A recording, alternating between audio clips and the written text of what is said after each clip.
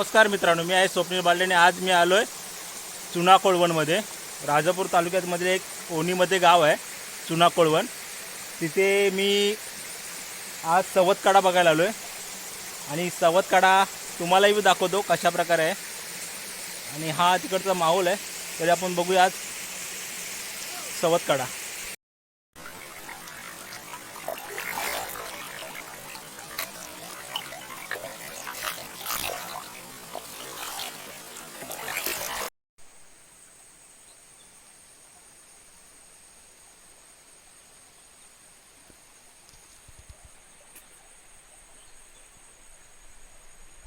अरे ऊपर वरचं नंतर घे. चल. Oh my God.